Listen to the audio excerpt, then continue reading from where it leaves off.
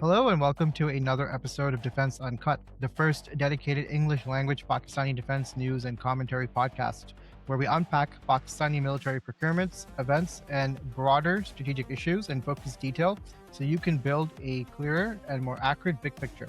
So as always, I have with me Arslan Kaan. How are you, Arslan? Yeah, I'm good. How are you? Doing well. So let's dive right into it. So we don't have any standout news topics on the Pakistani defense front this week.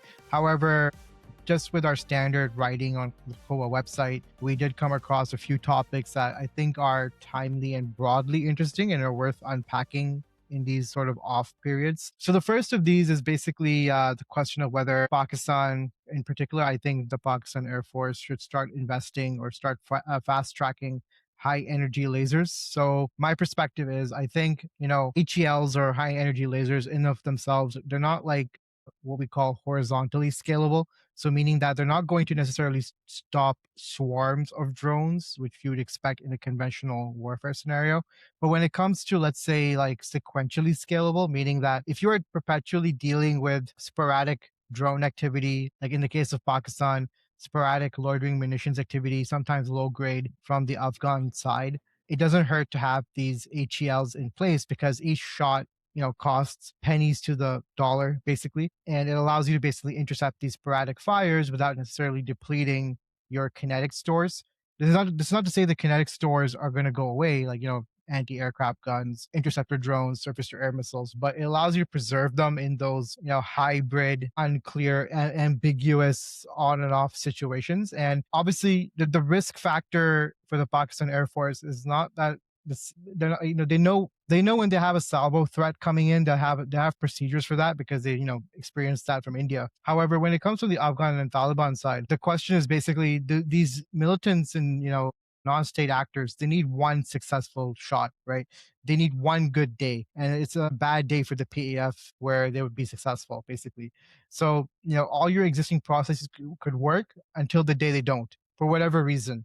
And I think HELs help provide that reinforcing layer to sort of, help prevent those often, bad day situations by adding another redundancy point. So that's my perspective. And just to preface, countries today are not investing as much in HEL procurement right now, specifically because they haven't really figured out the most effective way to use them. But it really seems that base defense in hybrid/insurgency situations seems to be the way forward. Poland, for example, has a contract or a bid for about 150 HEL units, but I guess low-powered ones, so 10, not low-powered, but say 10, like 10, low to medium, so 10 kilowatts to around 20, 30 kilowatts.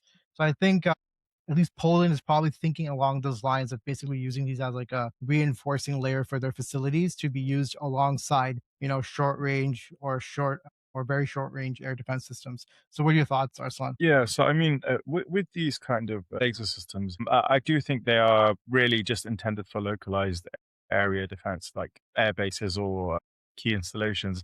And to be honest, the same kind of goes for basically all of these counter UAS solutions, like against the kind of threats we deal with.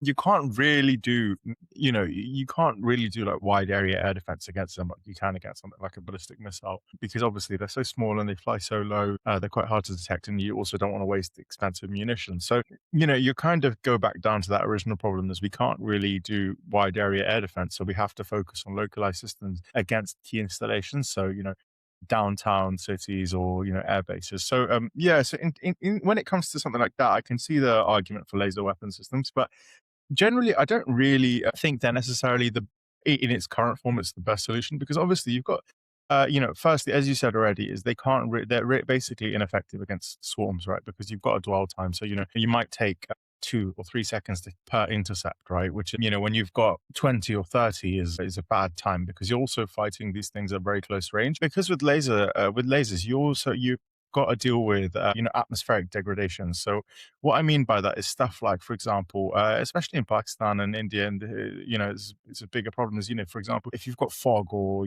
haze or any sort of atmospheric pollutants, the particles in the air are probably larger than the wavelength of the laser. So when the beam hits these particles, the light gets scattered in all directions. So instead of your energy being focused on the drone, it's going all over, meaning so you've got less being focused on the drone, either degrading the the amount of time it takes to get the kill, or just not doing it at all.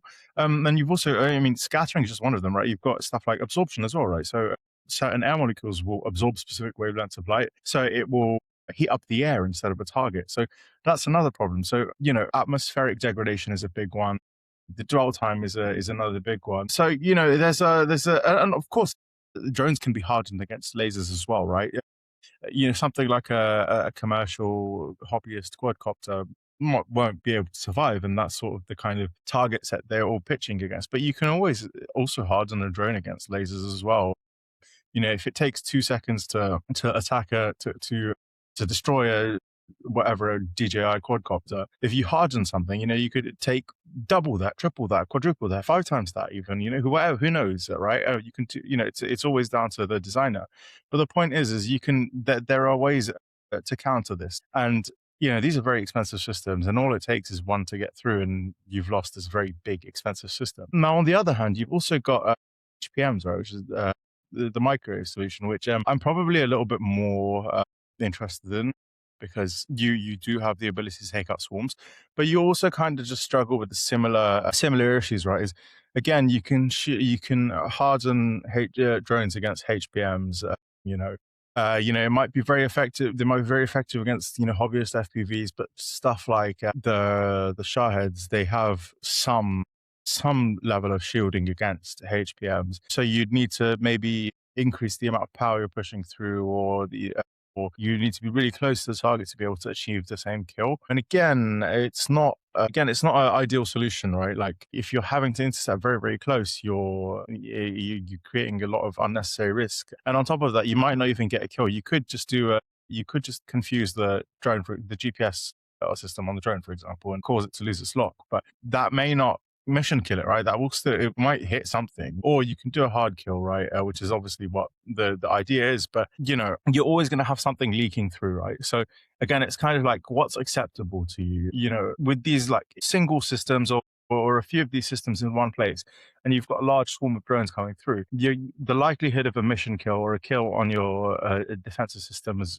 quite high, because you can saturate HPMs as well, right? It's in the same way as lasers, because you're not limited by a dwell time as you are with a laser, but you've got stuff like the cooling and recharge cycle of the capacitors, or the repetition rate of the pulse. And there's some data out there that HPM effectiveness also really sharply decreases if the swarm is beyond a certain density of targets, or if it arrives from other angles, because obviously, being an array, it's directional, right? It's not 360. You're not spinning like a radar, right?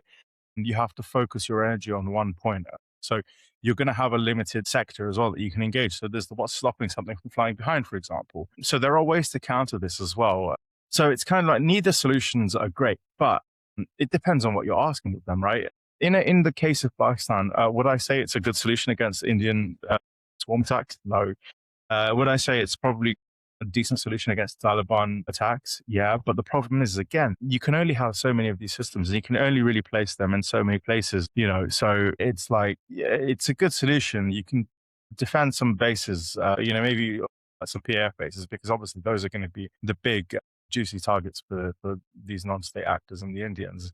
It might be worth having some deployed there, a mix, maybe even a combination backed up by SHORAD, or so there are systems that incorporate everything as well, right? Like lasers and rockets and guns. Something like that might be quite beneficial on air bases. But if we're talking about preventing kind of attacks we're seeing recently, where they're kind of just indiscriminately firing at anything, I don't really think there's any point, because it's just not going to be effective against that. You have to be in the right place at the right time, to be able to intercept those kind of drones. So unless you're talking about defending high-value targets, air bases, key installations, it might be a good solution in that front against the odd drone or two that the Taliban send. But if you're talking more generally, I don't really think it's a worthwhile investment. And I think the kind of drone interceptors we're seeing in Ukraine, or other methods like, gun-based solutions from aircraft, might be a better solution. Yeah, so I think in terms of the drone-based interceptors, I think that's its own, independent family. So right now, a lot of that,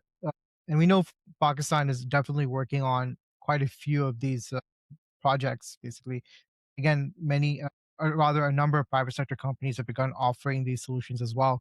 But to me, based on my current perception, a lot of them, if not all of them, are essentially manually operated interceptors. So basically, and this is also true for Ukraine, where you essentially have an operator on the ground through maybe like some sort of VR display, or maybe through a portable monitor, are basically controlling these and basically guiding them towards the the drone targets it's meant to take out. But I imagine that the long term, and what I mean by long term, maybe as soon as 2 to 3 years from now, actually, we'll start seeing autonomous interceptors based on this technology, where depending on and this really depends on what your perception of a high value threat would be. But for those Shahed style drone threats, which are definitely targeting some sort of high value system or installation, you might actually have like a small interceptor drone that has some form of autonomous operational capability, an ability to identify a Shahed style drone and engage it independently, so that you can have this scalable kinetic system. Because I think with the interceptor drones as they are right now, the challenge is scalability, where you essentially need those operators on the ground. And it's the same issue as you stated, is like you have to have, it's like a time and place type of condition. So if you don't have the right people in the right place at the right time, then the leakage will happen essentially. However, I do believe that this is going to be solved, because it's such a obvious problem. Definitely Ukraine must see it. So I think this is probably going to be solved within the next 1 to 2 years through some form of AI machine learning implementation in these interceptor drones, basically. So that's another sub lineage or sub family of solutions that could probably also factor in. And the other one was a bit more, I think you alluded to it in terms of air-to-air capability, but I think it would be also worth exploring, especially if the Pakistan Air Force starts to, let's say, evaluate its long-term training options, where they should start looking at potentially having a dual role sort of trainer aircraft down the line that could actually, in addition to your basic and intermediate jet training, also take on, let's say, laser-guided rockets and stuff for this anti-drone hunting work. What are your thoughts on that? Yeah, absolutely. Or even if we talk about other aircraft, it might not necessarily need to be something a trainer, but you could repurpose some of the Pakistan Air Force's other aircraft, like the caravans, or even the name has slipped out of my head now. The 235s. That's it. The 235s. The Jordanians have a gunship variant, and the Ukrainians have obviously been using mounted guns on aircraft, An-2s and other aircraft to take out these drone swarms. Now, again, you kind of suffer from the same limitations, but in this is the one thing I will say is Pakistan is kind of blessed in its geography in this case, where being small. And obviously knowing where your adversaries are targeting from, it kind of gives you the ability to have these patrols more often, and obviously have more aircraft dedicated towards them and cover more area, therefore preventing these kind of like leakages of drones coming in. And whereas somewhere like India, you've got tons of territory, you've got tons of space for these stuff to get in. So yeah, I think having some aircraft equipped with rockets and gun pods and whatever to take out these kind of drones would be quite beneficial. Something, it depends where the Pakistan Air Force really goes with its trainer option. I think in the future is, are we going to stick around with pistons for basic training, or are we going to go for some faster turboprops and or other solutions, because that's one of the main things we're lacking here is the Pakistan Air Force's training fleet is pretty subpar for an Air Force that puts this massive emphasis on training. And they do a great job with the fleet they've got. Clearly, we can see that they're very, very successful. But, it just shows you to go. It just goes to show it, how much better things could be if the training platform was revamped. And yeah, as I said, I assume in the future as well, this kind of dual purpose, dual role of being able to intercept, being able to act for air defense duties will be at the forefront. But again, with these kind of small trainer aircraft, you run into other limitations. Fuel, for example, something like a Super Mashak might only might only have 4 or 5 hours of endurance. But obviously, when you start checking stuff on it, people, weapons, that will drop down significantly. So I think this is kind of one of those ones where you probably want something a little bit more dedicated, maybe something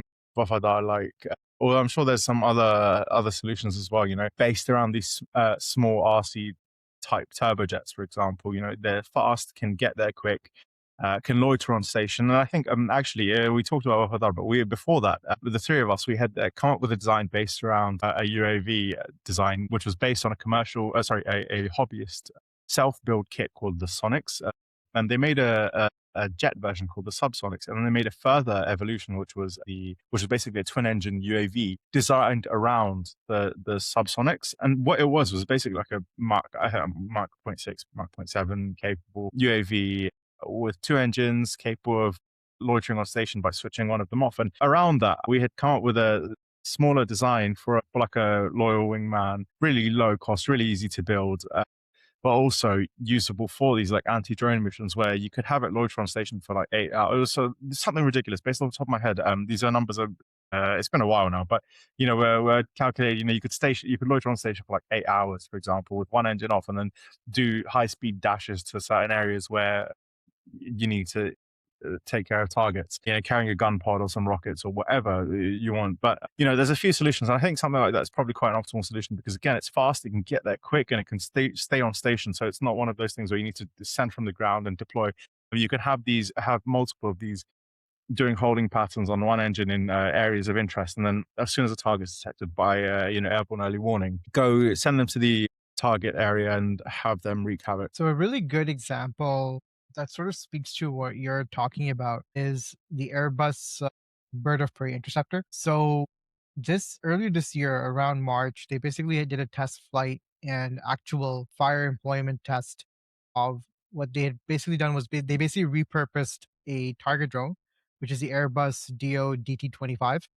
This thing has like I believe a maximum maximum takeoff weight, excuse me, of about 160 kilograms. So it's a pretty small drone, all things considered, but obviously a pretty hefty target drone powered by a miniature turbojet engine. But what they did was they basically repurposed it and then armed it with these like special, I believe they called it Frankenberg Mark One munitions. So each of these is like 2 kilograms or less, 65 centimeters in length. And they're basically designed to be very like super, super short range air to air missiles, essentially. They have fire and forget capability, and they're basically meant to be like basically meant to shoot down these Shahid style drones. And the cool thing about these target drones is that they basically repurpose, the existing ground launch, stand up mechanism stuff. So like, the rocket assisted takeoff and that kind of thing, the pneumatic launchers, what have you. So the whole idea behind it is that you basically have these like basically small drone fighters.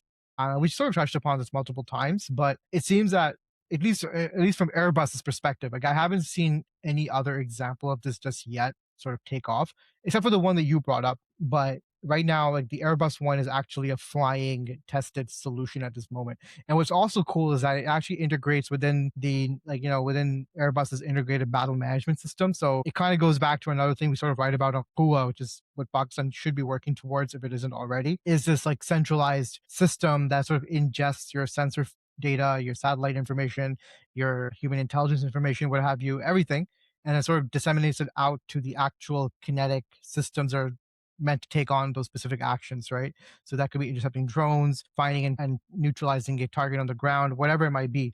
So it's actually a very neat and interesting system that Airbus has basically developed out of this. I imagine this is something Pakistan can do, as you said, like right now, because it has several target drone platforms already in production from different places. You have one within NASTAP, you have one or several within NESCOM. You have at least one or two private sector companies that have shown the ability to design and develop these target drones. It's sort of the next step beyond that, where you try to basically develop like a miniature munition or something, or maybe use laser guided rockets essentially. But it's not something that's like basically, conceptual here. It's actual, like this is real stuff. Yeah, and it's actually pretty straightforward as well. Just for reference, the Subsonics was designed to be built by like the average Joe in his garage. And the specific design I'm referring to is the NASC Tracer, and it's basically just a twin engine version of that. And actually, we spoke about this before in an episode also. So yeah, it's not something that's like out of this world, unreachable. It's pretty straightforward, pretty simple stuff. These aircraft are really, really basic, and I think Airbus is on the right track because I've not really ever seen a solution that I think is optimal, but these I think are genuinely a good solution. Having aircraft that you can have on station, sit there for hours on end and be tasked to attack these drones whenever they're detected. I think this is probably the best solution we're going to get, at least for now. I can't really think of anything beyond this at the moment, but I think this is something that really Pakistan needs to look into, and NASTAP and all these other places, they've got the ability to make this kind of stuff. This is we're really scraping the bottom of the barrel here in terms of, aircraft design. This is like as simple as it gets here. So I really sincerely hope somebody's listening and somebody does, pick up on this. Unfortunately, Sonic's aircraft, they went bust just a few days before I wanted to pitch this to AHQ. So hopefully somebody's listening. Absolutely. And I think a big point here is that the Airbus, both the Sonic's design and the Airbus design that's currently being tested, they essentially repurpose the existing infrastructure for deploying these things. So, you have your rockets as takeoff motors for your loitering munitions, you have pneumatic launchers for your target drones. Like all that same stuff is just literally being reused as it is to basically manage and deploy these drone interceptors. So the idea is that you essentially have within different, let's say in the vicinity of your air bases, in the vicinity of your forward deployed units, whatever, you basically would have these units, these drone interceptor units basically there on station within range. And it's like a microfied version of your, basically Air Force command and control setup. You have a radar, it picks up some targets coming in, which are drones. The drone interceptors are sent out and they go and intercept them basically. And that's the essential idea here, is just at a microfied level for within the world of drones, essentially. So yeah, that's on the counter unmanned aerial systems, or C-UAS front. Now on to the next topic, Arslan. So, recently Germany decided to scrap their F-126 frigate program in favor of their older Mako A200. So basically, I think they're going to continue developing the Mako A200 platform, which they sold to Algeria, South Africa, I believe Egypt as well. Now, here's where it gets interesting is that, the Mako A200 really reminds me of the Jinnah-class frigate. And I think it wouldn't surprise me if the Mako A200 was something that the Pakistan Navy had used as a bit of a benchmark of where to take the Jinnah-class frigate. So a bit of background on this. So I remember, this program of having this original frigate design, this multi-role frigate, it actually goes back to like the late 2000s as well. So around that time, the Pakistan Navy had quietly fielded. It wasn't an active tender, but they were basically fielding. They had like a request for interest, or a letter of interest or something, and they were discussing the idea of inducting a multi-role frigate, with your standard VLS tubes, anti-air warfare, anti-ship missiles, your anti-submarine warfare capability. It would be in the 3,000 to 4,000 ton range. Sorry, displacement band. Nothing. Basically, your standard medium at the time, medium displacement frigate, and basically Naval Group from France, Navantia from Spain, and ThyssenKrupp from Germany were basically sort of offering their pitches for this. And I remember seeing them at Ideas 2006 and Ideas 2008. So obviously that entire program at that point didn't go forward. Pakistan was going through a fiscal crunch. At that time, we couldn't even, unfortunately, finalize the German type 214 submarine deal. So a lot of things fell through. But when the Jinnah-class frigate sort of, came into the picture, as part of the Miljam program, everything about it reminded me of the Mako A200, like just in terms of the displacement, the configuration, the focus on controlling the cost and what have you. And it's very interesting that Germany is like, I think, the third or fourth navy now to basically either scrap or claw back a complex super frigate program, like a 10,000 ton, 7,000 ton frigate, and go back and adopt a older, more mature, smaller design with a much, let's say, like less intense munitions loadout. So, even if you think about the US FFX program, you think about where Germany's going, you think about the Jinnah-class frigate, like they're not equipped in any peculiar or like high end, if you remember those like ship mock-ups you see at defense exhibitions where they have like 64 anti-ship missiles, 128 VLS tubes, like over the top, right? Like it's something out of Star Trek almost. But these actual real world frigates, like these new ones that they're basically designing and developing, they would actually have like 16 or 32 VLS tubes. Yes, they would be quad packed, so it's not a 1-to-1 comparison, but still, 8 to 12 anti-ship missile cells and so on. So the whole point is that I feel that, already in a maybe as a result of its own cost controls and cost limit or fiscal budget limitations and what have you, the Pakistan Navy was already sort of on the right track with the Jinnah class. But it begs another question here. Is like, how much cheaper can we actually go? Because I remember you wrote an article way back where you basically had in shipbuilding two broad standards. You had your commercial shipbuilding standards and you had your proprietary shipbuilding standards. So the Miljam, the Jinnah class frigate, they're built according to proprietary naval standards. Those are very bespoke and unique. They require very specific types of alloys and what have you. Maybe even composites in some aspects to reduce the infrared signature. And the whole point is that they're sort of designed to achieve very specific objectives, but they come with the drawback of cost, higher complexity, tighter sourcing options. So you can't access certain types of alloys except from a few suppliers, as opposed to if you went for commercial grade, you can pretty much go to the entire open market. You can maybe even source that steel from within Pakistan if you wanted to. And that's where the Jinnah-class and the Barber-class corvette had gone, basically. Whereas on the other hand, we have the Yarmook Batch 2 OPVs, which are built on the commercial standard. So they're much cheaper hulls. They're built for modularity. They sort of echo to the that Danish frigate. I think it's the Iverfield frigate. Same Yeah. idea. And I wonder, the Pakistan Navy, I don't, we know they want to focus on, I think the majority of the budget is going to go to submarines, no doubt. But I think they still want a large surface fleet in some capacity. And I wonder if the ideal option would be to actually continue going down the commercial path, which they kind of laid out with the Yarmooks. What are your thoughts, Arslan? Yeah, so firstly, just some context on the Germans. That like a lot of European programs struggle with cost, and that's what kind of one of the biggest killers of the German F126 program was the cost that basically doubled. The timelines were basically non-existent. And actually, another example we saw the other day was just 2 days ago. The UK cancelled their larger, I think, their destroyer replacement. So, and they've decided to switch that out for a small fleet, a fleet of smaller vessels and more autonomous common combat vessels, which are so basically the UK. Just some context there, or just interesting. The UK is ditching big destroyer ships for smaller, maybe even Type 31 derivatives. They're paired with autonomous ships that are carrying basically containerized weapons, and it's quite an interesting solution because it kind of ties into the Iver-Huitfeld class. I butchered that, but. And this is one that I will never stop talking about. And I think it's probably the best solution anyone's ever come up with is basically what the Danes did is they built some hulls and they built the hulls to take modules. They built the hulls around modules. And these modules basically had everything: your anti-ship, anti-air warfare, anti-submarine warfare, anything. And the amazing thing about them is you can put anything in them, right? The hulls aren't the modules aren't type specific, right? Like, as long as the ship is capable of fitting them, then it doesn't matter. So the Iver-Huitfeld class, basically, they took everything and they containerized it so that it could be removed and put back in as needed.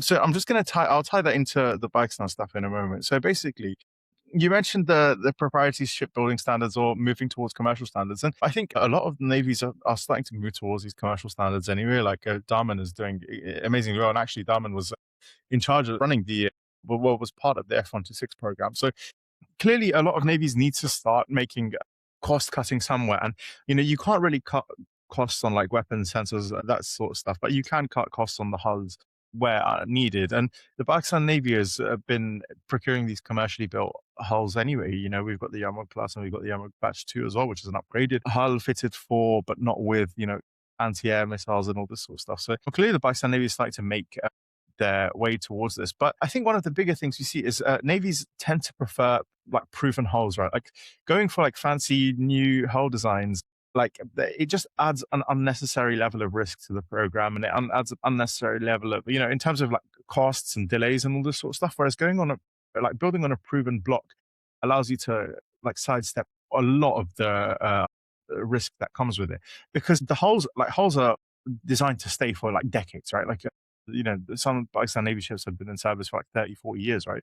So the hulls are designed to stay for a very long time. It's the sensors and stuff that are swapped out every 5, 10, 15, whatever years, right? However often you MLU it. So as long as the hull has space to grow, that's the key thing, is you need a hull that's capable of growing. Then you can go ahead and have whatever, right? You can put in whatever sensors you want or whatever. So, the key is having a hull with growth room. So I think, and the Pakistan Navy is kind of quite risk averse as well. You can see that they picked the AWACS frigates as corvettes as the baseline, right? And when there were better designs available, and hell, even the Turks had other options, or the Chinese had other options that were far superior in like from at least like the kind of equipment they carried. They were far superior. They had more growth room, but the Pakistan Navy clearly wanted didn't have much of a risk appetite, which is fair enough because again, the Pakistan Navy doesn't have the luxury of being able to eat these costs and timeline increases. But tying back into the Danish design is, I think the only real way to really get these program costs. I'm going to talk about this from a program cost perspective because it's kind of hard to dissect this from a hull cost per unit. But basically, the best way to get these program costs down is to be able to reuse these components. The Danes have been reusing the same VLSs or the same like harpoon mounts for decades now. Why? Because it's all containerized. So you can build a new hull around a module and not. And your hull costs a minimum. Like I believe the Iverhood class, like per unit, were cheaper than the Barbars and the Jinnahs, and are far capable. But the reason why that is because you can then amortize a lot of this stuff like over far longer periods of time. But also, not every ship needs to be equipped with a VLS system. So out of like, let's say we had a fleet of 3 Barber-class frigates, right? Let's assume one is always going to be in dock at any given time for maintenance. But you're in a design like this, you're going to still need to buy 3 sets of VLS, 3 sets of radars, 3 sets of anti-ship mounts, and 3 sets of anti-ship missiles. You're going to need to buy all these things. But the biggest thing, like one of the biggest things, the hull might be cheap, but the sensors and weapons fit is the expensive stuff. So instead of needing to buy 3 of these things, you could have bought 2 instead, right? And then rotated them around because one ship is always going to be in docks for maintenance. So again, there you go. You've decreased your program cost by a significant amount. And the other thing is like you also there's the other benefits of this is also that for example, weapon certification and the development is pretty straightforward because you don't need to design it around the hull. You just need to design it around the module. But also, you're not taking a hull out of you're not decommissioning a hull, for example. It's when you're in maintenance. But on top of that, you've got the benefit of like, for example, the Royal Navy now, these uncrewed like container ship vessels armed with weapons. You could have the Pakistan Navy could have these like single command ships, like for example, a Barber-class or a Jinnah-class be a command ship, and then these same modules that are fitted on the Barbers and the Jinnahs or whatever could be fitted onto a low-cost hull that's able to go further into the enemy territory and waters and take on risky emission sets while being controlled from far behind. And then later on in the day, that same low-cost hull can be used for anti-submarine warfare or anything. Like I think that the best bet here is to ditch this like traditional mindset around the Navy is, and while having like a few capital ships like the Jinnah-class, but then going but also looking to unmanned teaming in the naval domain as well, right? Like it's very common and very hyped up in the air domain, but this common core, like let's just call it a common core with these modules, I think it's something that Pakistan is missing the mark on because it's like the perfect thing for a poor country like us is having these modular systems that can be fitted to all of our vessels. It means we don't need to buy as many either. Like VLS is not cheap. It seems like one of those things that might be cheap, but something like a silver VLS system costs more per like I think they come in like a 16 or a 32 cell, whatever. But whatever. The point is per system, a silver VLS setup will cost more than a Yarmook-class hull. So that should tell you everything you need to know. So instead of buying one for every single ship like you'd need to in our current solution, the best way to get these program costs down is to slash that, to have these things be removable and be able to be fitted towards other hulls. And that's that's the best way to stretch a small budget and allow the Pakistan Navy to focus more on a submarine force. To be honest, I forgot your question originally. That's why I waffled on a little bit more. Maybe it wasn't too relevant to the question you asked. No worries. Actually, it draws up some interesting ideas. So, I mean, just a few points I think that are worth also sort of unpacking here. On the one hand, we know the Pakistan Navy through the Miljam Ada design, they basically invested in a proprietary hull, basically. However, there's some caveats to that, which also lends to the favor of the Pakistan Navy, because that specific design, even though it's proprietary, the Turks have applied it across so many different subfamilies. Like you have the Istif-class frigate, then you have the Hisar OPV, then you also obviously have the Barber-class corvette and the Jinnah-class frigates, and you have a few other designs in the works as well being offered to other countries. So at least on that front, you could say that, okay, like, yes, it's a proprietary standard, but honestly, like outside of China, that the Miljam might be the most prolific standard out there. I would say rivaled only by maybe the Frem. That might be the only one that really rivals it in numbers outside of the Chinese, Type 054 family. So there's that aspect. So at least even on the proprietary front, right now, the Pakistan Navy hasn't set itself badly at all. Like there is a case here where they can, if they keep investing in the Jinnah-class frigates, I mean, I think that the proprietary standard for that has probably by now paid itself off for the most part, or will anyways.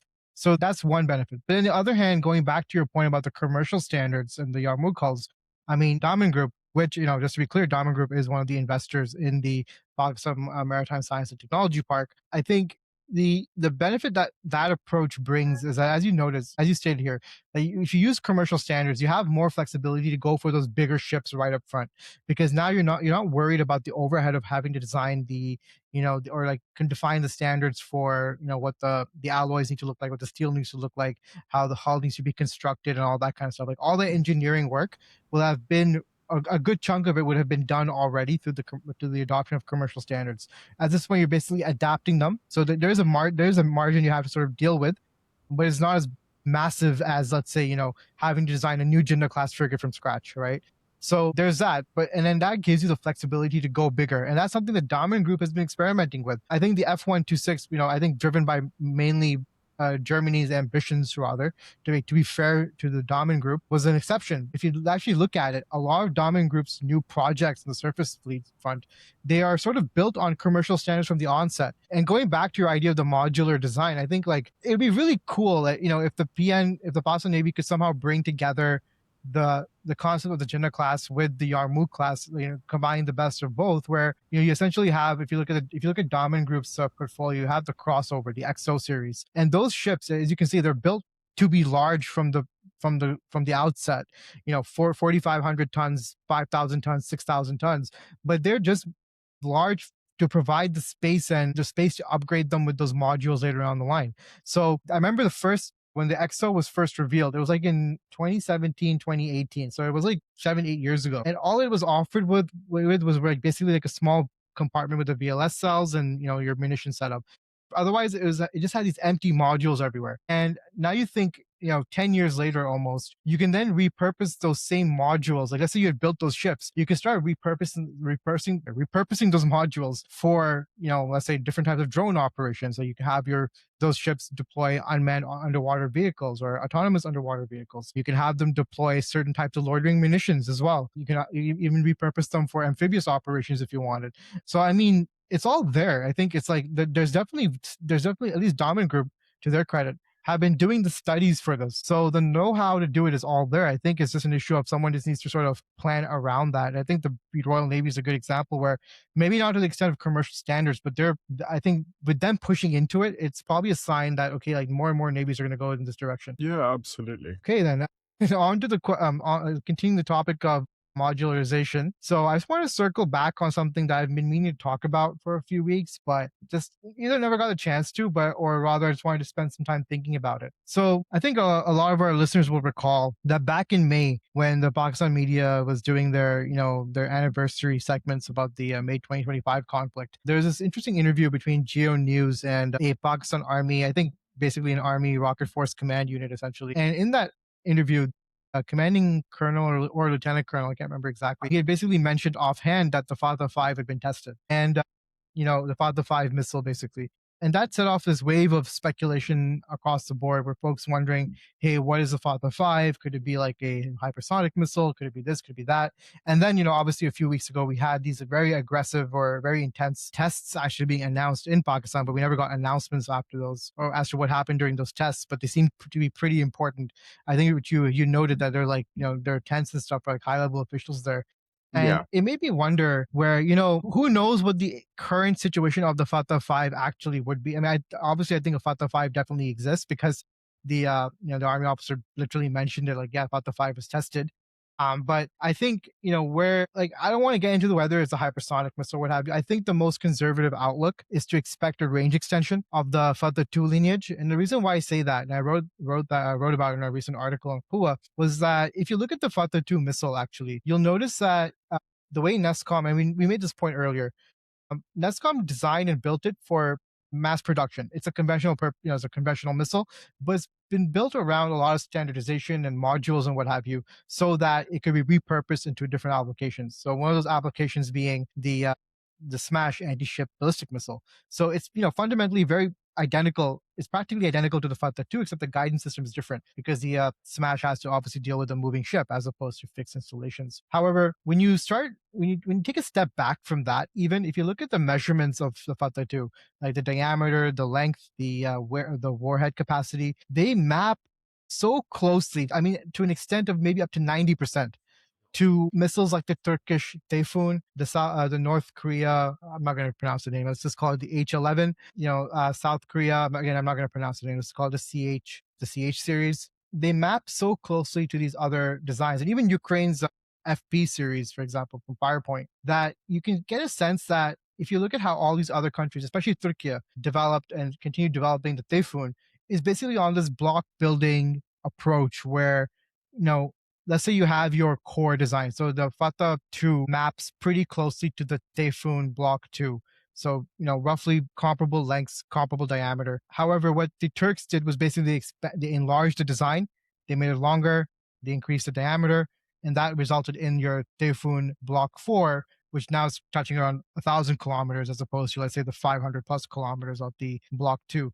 And I think, if you look at the way where Fatah 5 could probably be, I think there's a reasonable chance that this is the direction we're going to see where, the Fatah 2 line will essentially continue evolving as this conventional ballistic missile family, where we'll continuously see longer range variants based on this block building approach. Now, it's not simple, by the way, just to be clear. This is a pretty complicated process in itself, because if you go back to Ukraine with the Firepoint stuff, so the company Firepoint seems to be live testing their FP9 on Russia as we speak, basically. And the FP9, again, it's larger, has a bigger diameter than the FP7, but it required a new rocket motor. So meaning that there is some additional things you have to do, which are high complexity. I think in those areas, you can probably be assured that Pakistan is probably depending on China to help them out, to China's credit, but then obviously will indigenize and produce those things later on as well. But the whole point is that, and again, also going back to China has been doing this for decades as well, this whole modularized block building approach to their ballistic missiles, for at least their conventional ballistic missiles. So if you have the view that Pakistan's missiles are all Chinese missiles, then this is range extension is an inevitability then, right? This conversation just ends there. But we know that NESCOM has been developing these indigenously. So the point being is that, yeah, I think the next Fatah is going to be like a longer range ballistic missile. Now, whether it has like a sustained hypersonic flight and that kind of stuff, I'm going to leave that to Asim, because he'll probably do a better job unpacking it, because we haven't seen those tests. We don't know about them. It's plausible, but I don't think that is the main point. I think the point is that as far as Army Rocket Force Command is concerned, they want to build an independent strike capability from land that doesn't rely on the PAF. And it stands within their reason that they want to keep extending the range of their conventional missiles, because the more they increase their range, India will just keep pushing or pulling their high value assets further and further east anyways. So it's more, you have to do it. So that's just my perspective on the where the Fatah 5 is going to be. What are your thoughts, Arslan? Yeah, I completely agree with you there. The Fatah series has a lot of space to grow. Like, for example, if we look at the Typhoon, the Turkish Typhoon Block 4, it's about 30% larger in its physical dimensions versus the Fatah 2. However, it weighs 3 times as much. We're talking 2,500 kilos for the Smash versus, 7.5 or maybe, roundabouts for the Typhoon Block 4. So clearly there's a lot of, I think we've heard it straight from the forces before, is that they want a longer ranged vector. So, and that there were additional variants of the Fatah series in development. Now, I think one of the problems is they've confused everybody with the naming convention. I think that's one of the biggest problems with the Fatah series, the naming convention. Because I remember in one of the Pakistan Day parades, they talked specifically about the Fatah 4 and the Fatah 3 being a longer ranged system to the Fatah 2 and the Fatah 1. But if you also remember, there's 2 Fatah 2s. There's a GM multiple launch rocket system ER, which is a Fatah 1 ER, which they relabeled as Fatah 2. But there's also Fatah 2, which is the short-range ballistic missile.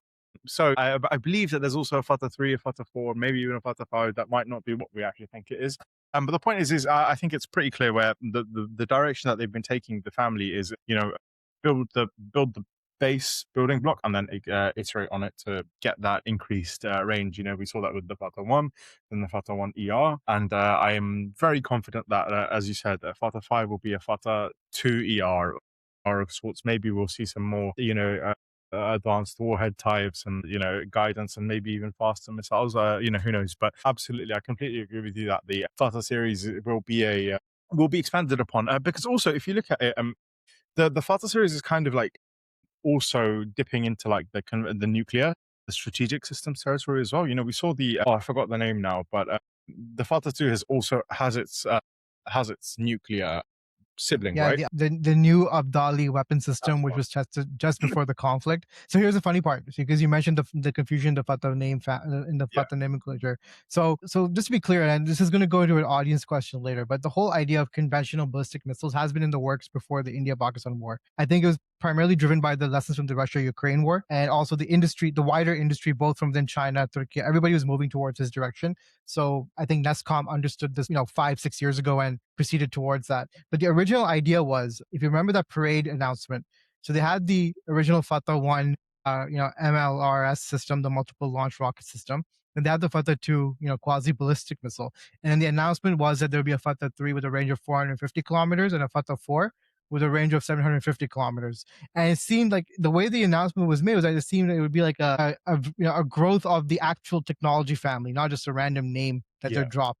And what happened was just a week or so before the launch of the 2025 conflict with India, the Strategic Plans Division, they test fired this ballistic missile called the new Abdali weapon system, which had a range of 450 kilometers. So they were like, okay, that sounds like the Fatah 3 has been basically reappropriated back by the SPD as a strategic missile. And then, when Army Rocket Force Command was set up, then you had the Fatah 4 test, and the Fatah 4 had a range of which was a Barber derived cruise missile, which had a range of about 750 kilometers. And then basically it was confusion from then on in. I think I hope, just before I return the mic to you, I just hope that they sort of break out the family names properly. So I think, call the MLRS something, give it its own name, like maybe call it like the Yarmook Next Generation or something, to go back to the original, the old 70, the 122 millimeter rockets. So sort of continue based on that. That's what these were meant for, to be honest. The Fatah 1, it was a upscaled artillery rocket basically. And then you have your Fatah 2 series, maybe call that the Fatah series itself. That's your quasi ballistic or conventional ballistic missile range. Then you have your supersonic, and you have your subsonic, which could just be named Harba land launched or something. And then your supersonic, call it give it the name Burq, and then forget about the Burq surface to air missile. No one cares about it. Just give it a different name, and then we're good to go. Yeah, I think the key behind the Fatah name is maybe even less about the system, but more about the common launcher. It's kind of like our HIMARS version, because we've seen mixed and matched loadouts, for example, with Fatah 2 and Fatah 1 on one trailer, and also the Fatah 4 using the same trailer. So I think the key here is kind of developing our own HIMARS system, designed to be reloaded quickly, designed to carry a variety of munitions, designed to get anywhere. That's kind of the angle they're taking here with Fatah. But I think also the other thing is even though it's the same base missile, distinguishing it between Abdali and Fatah, I think is the key here is, it makes it a little bit less complicated when it comes to procuring stuff for these systems, for example,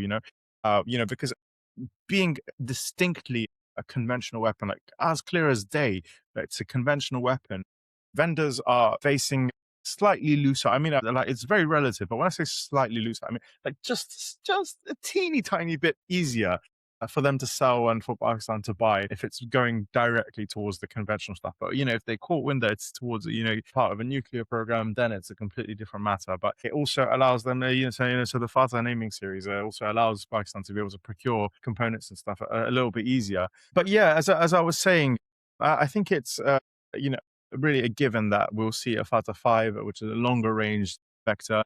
Because as I was saying, a lot of Pakistan armed forces strategic missiles are kind of a bit long in the tooth. They aren't really as advanced as some of the kind of stuff we're fielding now, but I mean a bulk of it is made up of older kit, and I think the Fatah series is quite beneficial for the strategic forces in the sense that they can also chuck some money at it and have their own version developed into something that's a little bit better suited to their mission, but they also get a modern scalable, the key here is a modern scalable ballistic missile. So you've got these you could have these common production lines, and then up to a certain point, it's a Fatah series, and then at that point, the whatever's been built gets sent over to the strategic guys to build on it in their own way, and then the conventional guys, they build on it on their own way, and they have two similar families, but just slight distinctions, slight variations for their own needs. And again, you see this with the Pakistan Navy, right? Is guidance system back. The Smash is basically a Fatah too, but then the Pakistan Navy has incorporated their own guidance system, whatever's needed for their mission. So I think the idea behind the Fatah series is kind of one of those things where everyone's pooling their money together, which is something we've always been advocating for. Is, guys, you have a common requirement. Why don't you pool your money together, pool your resources together, and let's create a common scalable solution? That's kind of what's going on here, or what it seems like. So, the Pakistan army, the rocket force has a need for long range vectors. The Navy also has a need for long range vectors. The strategic forces have a need for long range vectors. And hell, I even think the Pakistan Air Force will also buy into the Fatah series. And even they have a need for strategic long range vectors. So this is the first time I think I can confidently say that I believe that genuinely that everyone's pooling their money together into these common resources, these common production lines, and then taking their own, making their own modifications at the final stages to adapt the common weapon system to their needs, which I think is probably the best thing that could have happened. So yeah, I completely think that a longer range system, and they will continue to grow into very, very long range systems, up to a certain limit, because whatever they build for the conventional Fatah series, the strategic forces will also probably need them for their advanced stuff. The Navy will need them for their stuff, and the Air Force will need them for their stuff as well. Yeah, and I agree. I think, eventually once they start crossing certain range thresholds on the, let's say, the conventional R&D route, we'll start hearing of like the next generation of Shaheen, the Ghaznavi missile. This is the same way we heard of the next generation, the way they tested the next generation Abdali weapon system. They'll probably do the same thing on the Shaheen, because the thing is, like, the way the original legacy Shaheen, definitely the Shaheen series. I'm not too sure about the Ghaznavi series, but the Shaheen series for sure. The way it was originally designed was that, they were never meant for mass production because they were always inherently bottlenecked by the number of nuclear warheads they had at their disposal, right? So they could make do with, a couple dozen missiles here, a couple dozen missiles there. And then you remember, like, the tests would be very, sporadic, once every few years for, like, let's say the Shaheen 1 series. And then there's, you have, like, for the marquee tests, like once every 5-10 years, like the Shaheen, the Shaheen 2 or the Ababil and what have you. So there would never be these consistent iterative tests because, number one, they didn't have many missiles on hand, and number two, again, like, they were never meant for the conventional purpose, right? But now we see as of late that these guys are testing these missiles very frequently, to the point where they're not even announcing tests. We just have the NOTAM notifications, but otherwise it's like routine exercises. And we can, and the key point is that some of these tests might not even be for the missile in off itself. It might actually be for training procedures, capacity building, and that kind of stuff, right? Which also might explain why they're not always getting announced. So I think the whole point is that, yeah, like, and just a curious, funny point here as well is that if you follow the Turkish development as well, so they basically seem to have essentially brought together all their conventional, let's say, tactical purpose ballistic missiles under the Typhoon family. But then for their strategic programs, they start giving them different names, like the Borak for their satellite launch vehicle, or the Yildirim for their ICBM. So the whole point is that everyone, they themselves are also starting to create these very clear demarcations, which makes you again wonder, is like, hey, what's Turkey up to?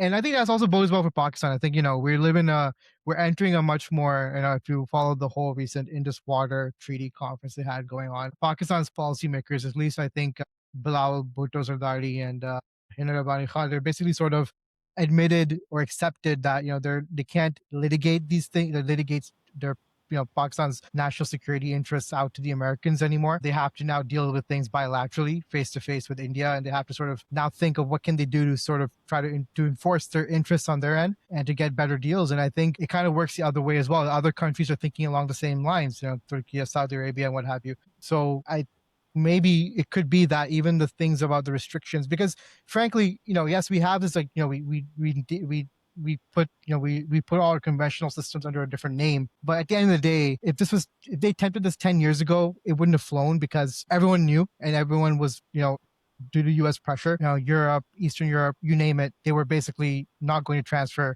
the CNCs, the equipment, the tooling, none of that to Pakistan, because at the end of the day, any form of transfer of technology was a no-go, whether it was conventional or non-conventional. I mean, the fact is, the Americans stopped the sale of the F-16s, knowing full well that they could have put personnel in every Pakistan Air Force base. They could have put mad restrictions and what have you in order to prevent the F-16s from being used for nuclear purposes, but that was never the goal. The goal was to pressure Pakistan away from its nuclear program.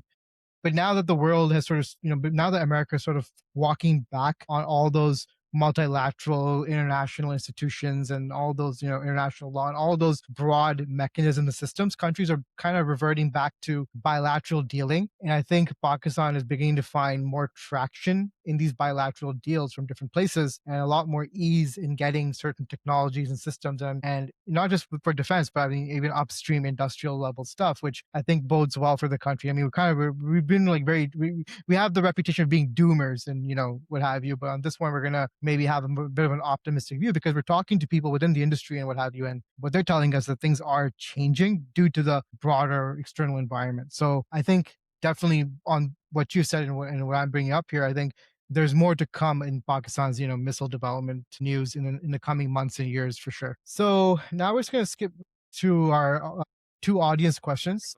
So these came through email. The first question is from Muhammad. So I'm just going to state it as it was in the email, quote word for word. So as a follow-up to the recent inductions of a variety of systems across the tri-surfaces, can you comment on the training pipeline for these systems and the force at large? For example, it took the Russian military a few years of the Ukraine conflict to properly develop the internal systems to deploy responsive coordinated fires at scale, despite significant combat experience in Syria. Similarly, are the Pakistani armed forces in danger of having all the quote-unquote metal inducted without having the necessary training exposure at all levels of the force to truly understand these capabilities? After all, it is training that squares the underlying assumption that acquired systems will work as advertised. I see this as a particularly acute problem for the ground forces, as they have never been as technologically driven as the aerial and naval branches. Also, is there enough public information yet to comment on the structure of the ARFC, the Army Rocket Force Command, that is which artillery regiments were redeployed to the ARFC, and were new units raised for this purpose? Last question, can you comment on the TELs, the transport erector launchers that Pakistan is using for its various ballistic and cruise missile deployments? I know the Belarusian and Chinese TELs have been used in the past in a limited capacity, but these numbers are likely going up due to greater demand. Okay, so what's funny is that this question would have a certain peculiar character that would have called this guy a spy for asking these questions on the forum, but we're not. If we can't answer, it's because we just don't know enough information, to be honest. But we can answer definitely on the training front. So definitely on the training front, this is always going to be an issue, is when you start accelerating the induction of the material capabilities, the processes, and the skills training have to catch up as soon as possible. Now, to Pakistan's credit, yes, the formation of the ARFC is new, right? This came immediately after the conflict with India. But as we sort of alluded to earlier in the podcast, the metal, the quote unquote metal, the systems were already in development years ago.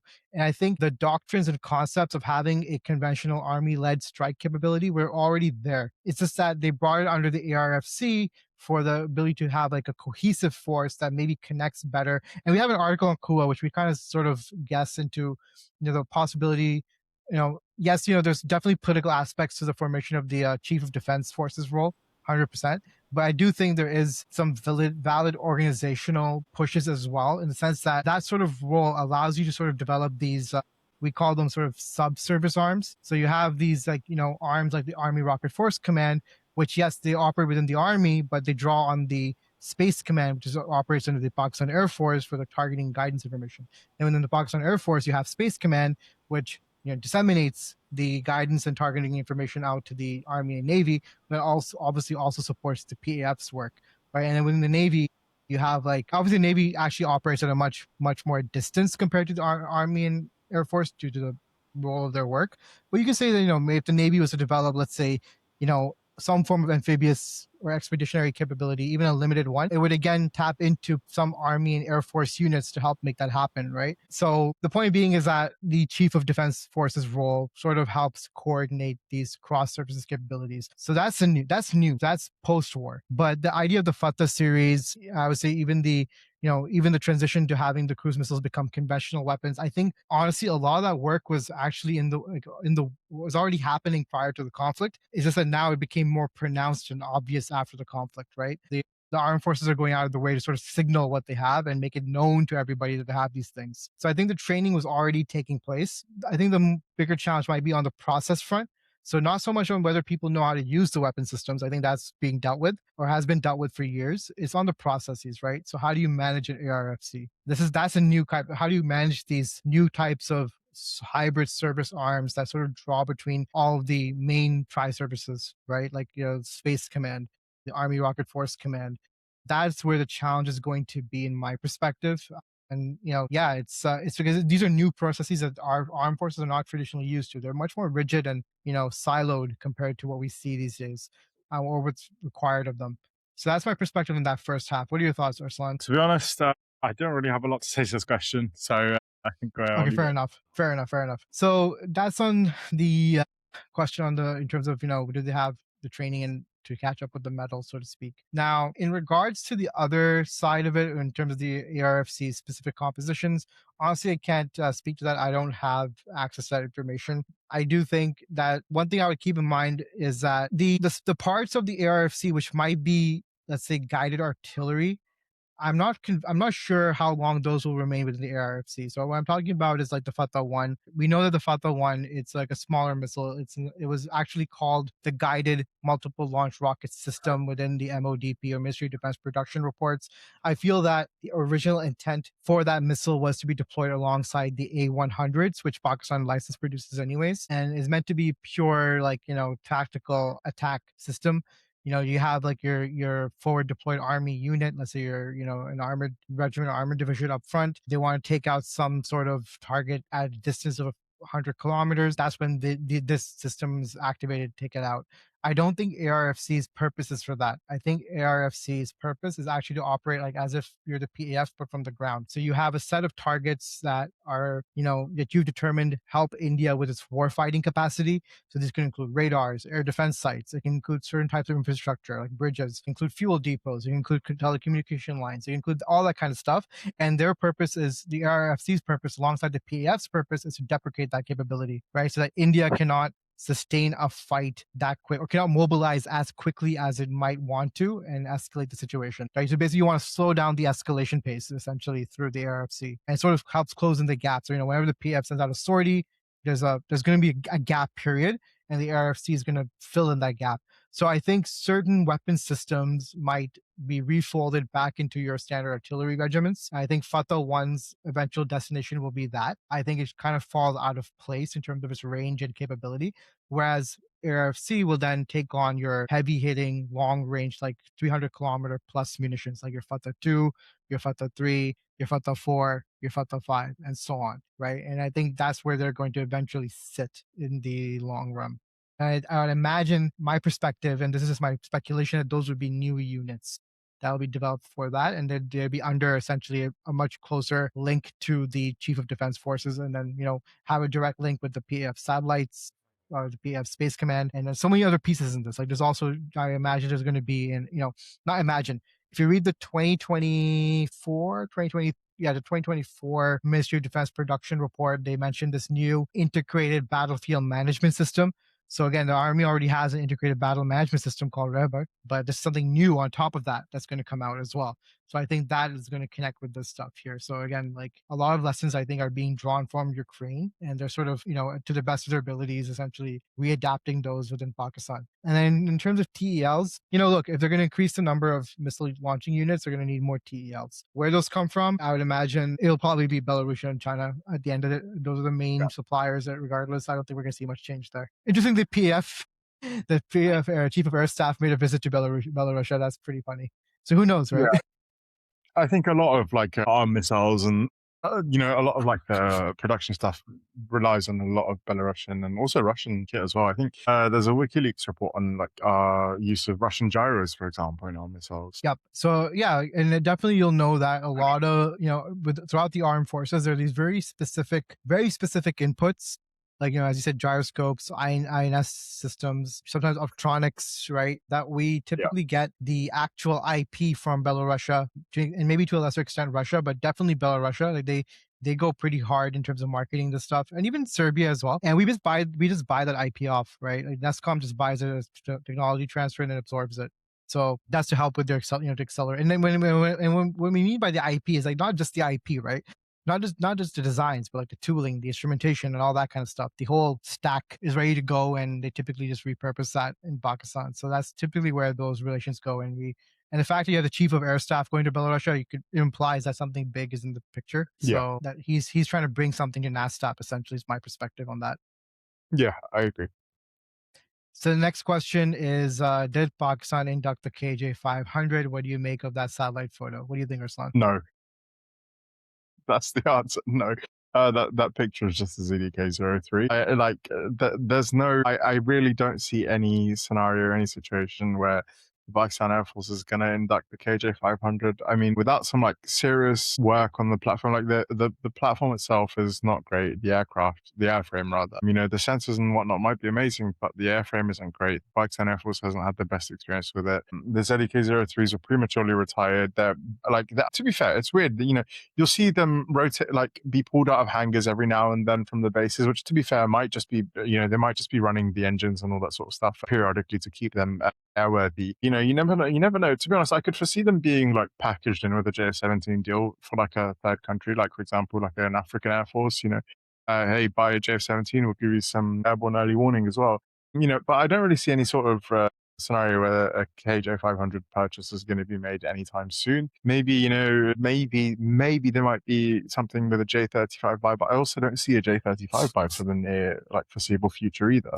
So I don't really see any reason for a KJ-500 purchase. Yeah, I know there was the whole post, but Pakistani politicians and all this sort of stuff just aren't reliable enough. Like, you can really, it's pretty amazing how well you can infer stuff when it comes to Pakistan. Like, Bilal has made some pretty bang on accurate predictions without being privy to anything for them. Like, you can make some very good inferences, and I don't really see anything or feel anything that's telling, you know, my crystal ball isn't telling me there's any KJ-500s on the horizon. Yeah, I think the government tweet, if you like, what I recall from it, I mean, we have the copy of the tweet, but I think in my perspective is that it was a bit of an offer the Chinese made to a preliminary PAF request. So the PAF, you know, here's my perspective, right? And I stand by this from like, I wrote about this like since 2017. So this is like not even new, but I just sort of developed it over and over again and built upon it. But my perspective is this, is that from the 2030s, the F-16 Block 15s are going to get really old. There's not much more that the OEM can provide in the way of keeping them serviceable. I think the date was what, 2045 was that the recent deal that they had. And I think that is it. Like they just cannot take it. Either PF would have to buy new F-16s or replace them. And I think that's pretty much what the option was from Lockheed Martin. And that's what the US government indicated to Pakistan.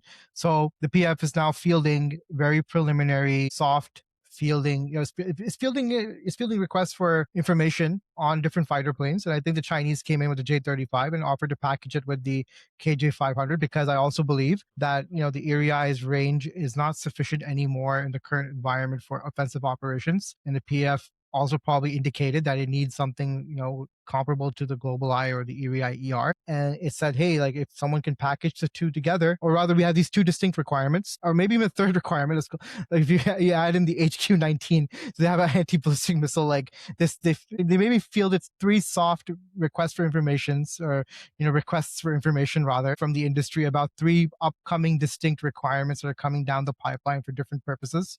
So you have territorial defense for ballistic missiles, you have a long-range AWACS, and then you have a new fighter plane to replace the F-16s. And the Chinese literally packaged it all together and offered it. Yeah. And then someone within the PF might have told that to the government. I mean, maybe the chief of our air staff let Shehbaz Sharif know that, hey, we got like an offer from the Chinese, and then the government ran with it. Right. And I think that's what really happened. And then the PF asked the government to please withdraw the tweet because it's not a signed deal yet, or it might not be. It's just they requested information and they got it. And I think there's going to be more stuff in the pipe that's going to be offered to the PF. Yeah. You know, you have the Turks developing their own AWACS now, by the way. The Turks are, Aselsan, who was given, I believe, a contract to study and develop a next generation AWACS platform. That's happening, right? You have the Kaan, right? You have that entire chain of events happening. Then you have your traditional European players. You have Leonardo still there. You had Airbus. You know, Airbus Defense and Space was supposed to show up to Ideas this year again, right? So these are big players, which I think, you know, I wouldn't be surprised that when the PEF says that they need to replace 60 old F-16s, that some of them are going to come up and say, hey, let's give one last shot for the Typhoon. Let's give one last shot for the F-16 Block 72. Let's give a big shot for the Kaan, right? I think the industry, like the problem with Pakistan is that, you know, we kind of get overshadowed by what's happening in India quite a bit in the defense industry space, and people really miss out on big projects. Like you just think of the Hungor submarine project, or you think of the Babur and Jinnah-class programs. Like who could have thought that a program for 4 corvettes would spawn into another 6 frigates? That's a 10-ship program that most of the industry just didn't understand, and they completely missed out on. And the Turks, to their credit, went in and executed brilliantly in an environment where there was a lot of doubt, and they just moved and did it. The Chinese, same thing. They execute brilliantly in those environments, and Kua is here telling the world that, hey, like this stuff is happening, and we're telling you right now that there is a next generation fighter requirement, there's a next generation AWACS requirement, and there's a next generation air defense requirement. And it is not response, and this is in no way a response to the recent conflict. I think the PF had always planned on a new air defense system to augment the HQ-9BEs. It always planned on a new fighter plane to replace the F-16s. It's circular. It's cyclical. It was meant to happen. The 2030s are going to be a major acquisition period. It's going to be a big acquisition period. We had them in the 2010s. Now we're going into the 2030s. We see the increased procurement budget as well. You know, 2 billion is not a number to laugh at. I mean, yeah, relative to maybe some of the big players, yeah, but for Pakistan, 2 billion is a big amount. And they're making a big effort, the government and the armed forces, to ensure that the currency remains stable. So if they keep increasing the budget, then the dollar amounts are going to increase, right? So the point being is that the 2030s for the Pakistan Air Force is going to be a major acquisition period. We had them, the last big acquisition period was in the early to mid 2010s. And then we have like a lull, right?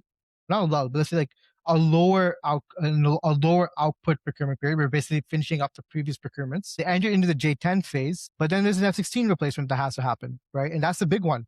And I think the PF just fielded out requests for information, and I'm sure the Chinese one got through in the public, but I'm sure Leonardo sent one about the Typhoon. I'm sure Lockheed sent one about the F-16. I'm sure obviously Turkish Aerospace definitely sent one about the Kaan, each with their own different offers. And same with air defense, like, Cyper is probably on the cards as well to be evaluated. The PF might prefer HQ-9C over the HQ-19. I imagine, to be honest, I don't know.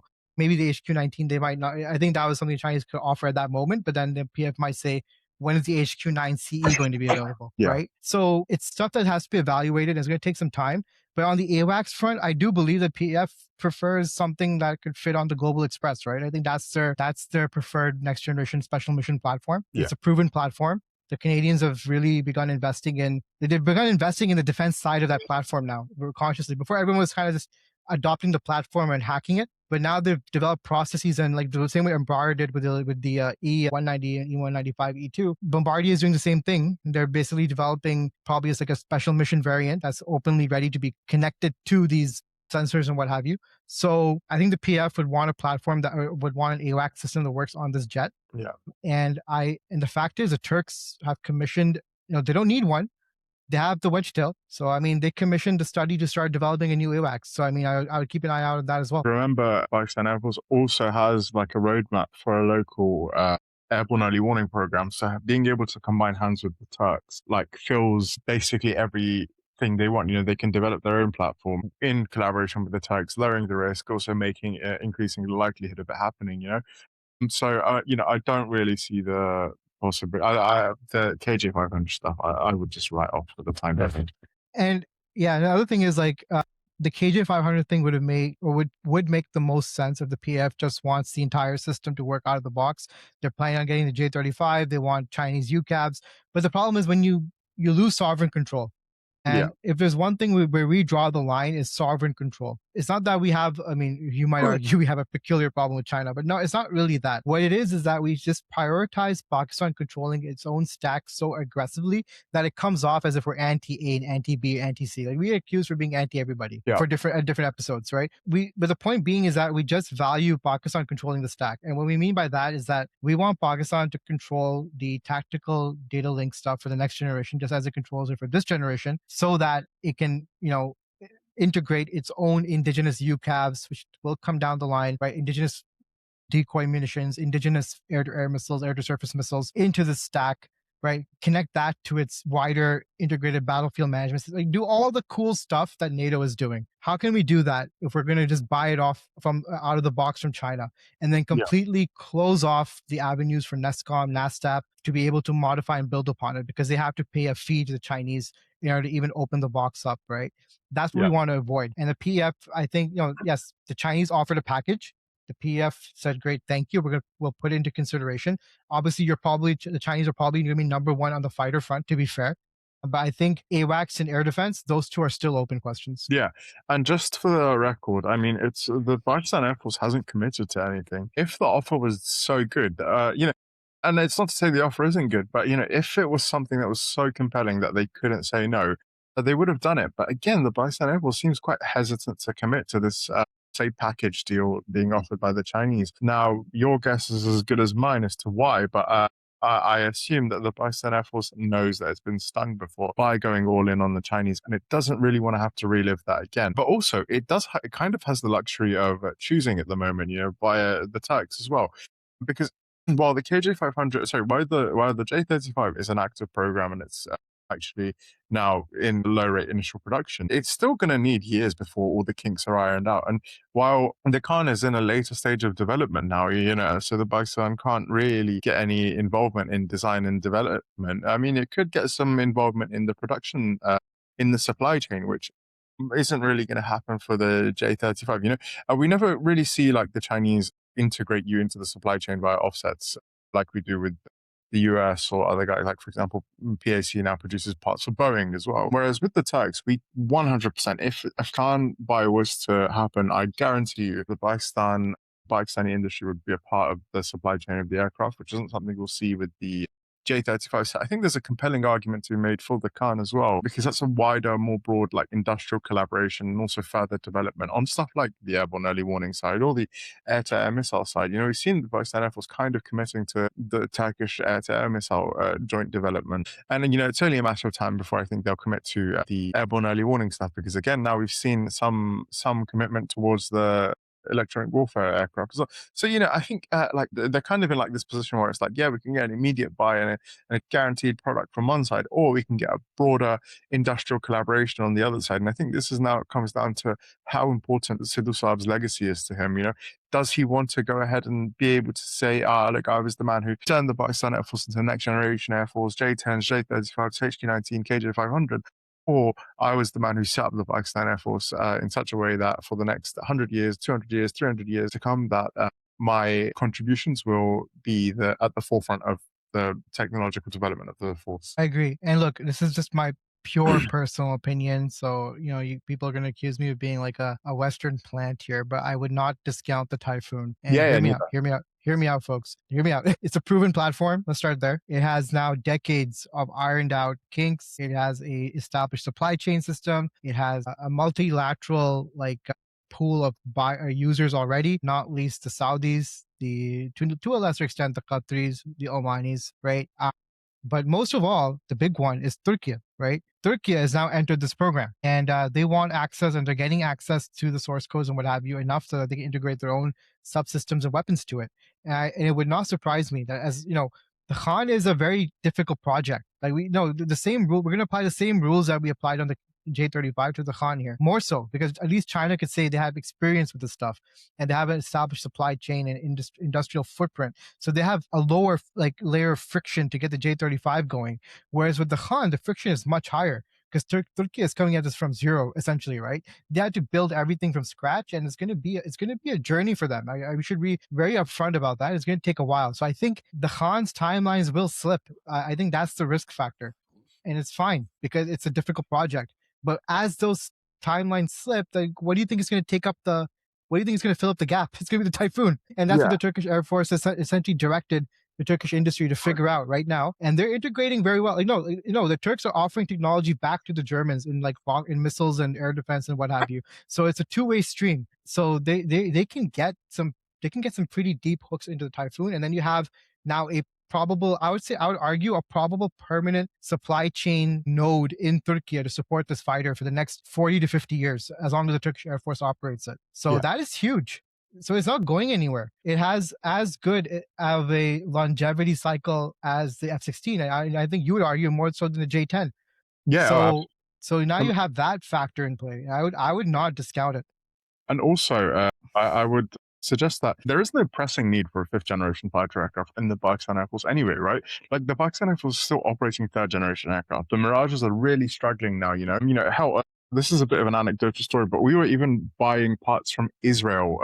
Okay, maybe you can cut that bit out, but well, we were buying it. Maybe it got to the point South Africa for sure. So basically, if you want to draw the Israeli connection, we ripped the wings off a poor cheetah and put them on a Mirage, apparently. Yeah, but the point I'm trying to make here is they exhausted every option. Like, I shit you not, we ended up buying engine bits from Israel, even but not directly the Pakistan Air Force, but vendors who were supplying to the Pakistan Air Force were buying ATAR parts from Israel. Like they expended every single option they could to keep those aircraft running, and now it's to the point where there is just no other options left.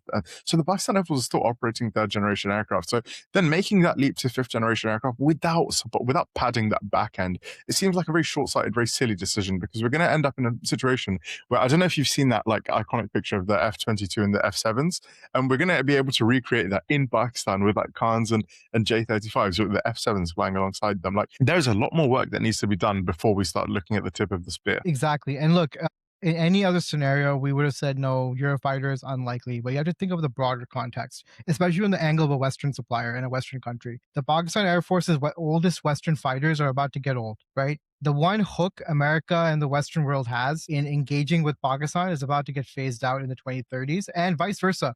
The one hook Pakistan has that it can take to any multilateral exercise, to any coalitions thing, especially with the Gulf, is also phasing out. Yes, it can bring J-10s into the picture, but dudes, like the amount of interoperability you will get from NATO to NATO is way deeper than, J-10 to NATO, right?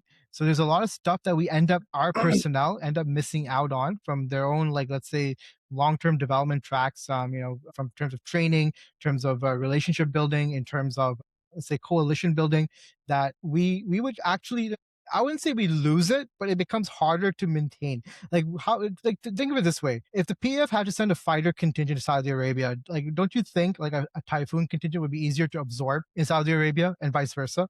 Like, don't you think the Saudi Defense Pact would make more technical sense if you both operated the same fighter type at some level, right? And I think the big push factor is, the one is you're talking about a Western fighter. So an old Western fighter getting replaced by a new Western fighter. That is definitely plausible. Unlikely, but plausible. It's within the realm of reason. The second point is that the Typhoon was evaluated by the PEF multiple times in the 2010s. Air Chief Marshal Suleiman, for example, did evaluate it. Third point. The third one, I think the big one, is that the Turks are involved now. And that means that the Turks have a massive incentive to keep this fighter running for 40 to 50 years. And they're going to use it as their security guarantee, or let's say their guarantor, and whenever the Kaan timelines slip, which are at risk of slipping. I mean, it's a very complex project. I mean, we're not dogging on Turkish aerospace.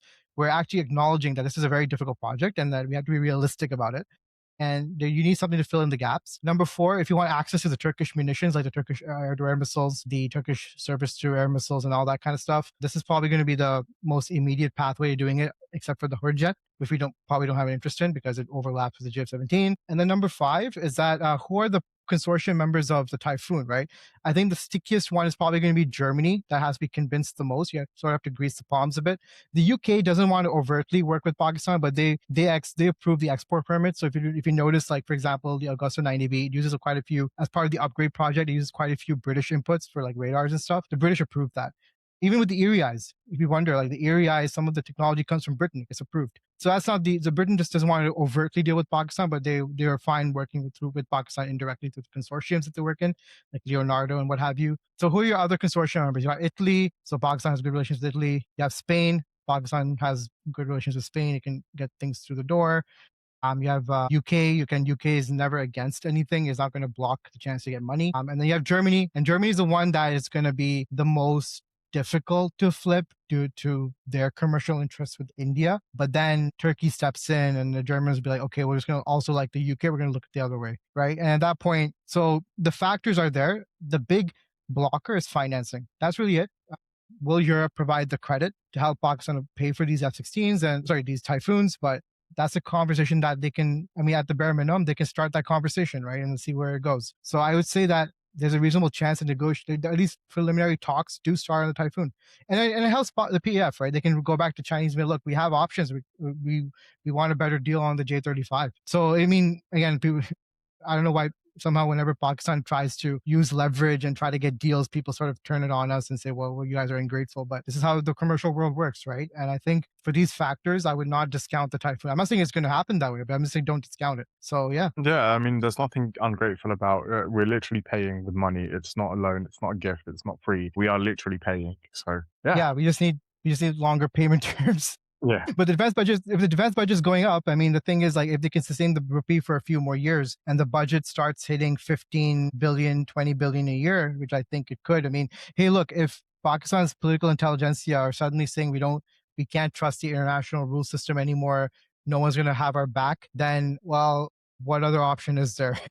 You're going to have to up your defense spending, and yeah, you're going to see what a truly securitized state's going to look like in Pakistan. And yeah, like that's my point. I think, but I mean, just without going on, without meandering too much, the point is that the 2030s are going to be a very big procurement cycle for the PF. And also, in addition to all this, there's another thing that hasn't been resolved, which is the air-to-air refueler question, right? Which is very critical for the PEF's maritime operations. And again, Turkey has an aging fleet of KC-135, so they are also looking out and see how can they replace it. So again, I know the PEF had requested access to the Airbus A330 MRTT, but again, various blockers, regulatory side, stopped any of that from happening as a conversation point. But I think again, these things from the 2030s are going to be back on the table, and it's going to be worth watching. And I make a point to all the vendors out there, like, hey, look, Arslan and I here at KUA, if you want to run your stories through us, definitely we're open to that, because I think as you saw, like, I think we predicted and forecasted how the Milgem deal was going to go out, and it went exactly as we predicted. You can go back to any of the KUA articles, you'll find them back from 2016. I was saying there's a PN, the Pakistan Navy is likely to modify the Milgem with a VLS system. We had Turks saying that wasn't possible. We're like, no, it's going to happen. It happened, Barber-class. Then we said the Pakistan Navy is interested in an original frigate. Folks were like, okay, plausible, but we don't believe so. And then that's what happened, Jinnah-class frigate. And we even, for example, when the Pakistan Navy said that they were looking for a new maritime patrol aircraft to replace the P3s, we said that an original project could be on the line. And I remember when the first tender for the Embraer thing came out, and this was on the forum, I said, hey guys, I think this is going to be the maritime patrol aircraft. Lo and behold. So, when we're able to forecast things because we're just, we follow these things so tightly and so minutely that we don't let even the smallest details pass. And I think, if I had to tell the defense market, as a Pakistani, I just want the best deal. So the more suppliers that come up and offer solutions, we can barter and trade better. It helps our decision makers get leverage to exact a better deal, whether it's from China or the West. But the point being is that 2030s are going to be a big procurement cycle for the PF. Like, you don't want to miss out. That's my point. So I'll leave it there. Thanks again, Arslan, for joining me this week. And I thank you all once again, or to our listeners, for joining us this week as well. Once again, do check out the KUA website at quwa.org. We do a lot of analyses and reporting on the Pakistani defense side. We are increasingly branching out into Turkey, the European, Middle East, and African markets as well, within specific sectors.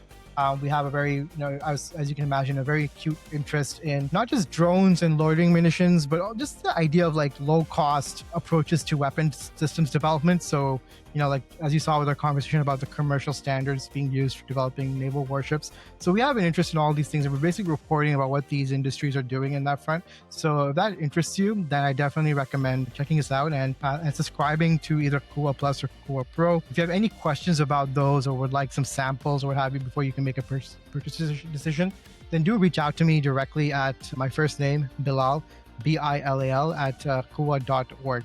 So once again, BILAL at KUA.org, or you can even use the contact at KUA.org. I check that as well. And once again, take care, everyone, and bye.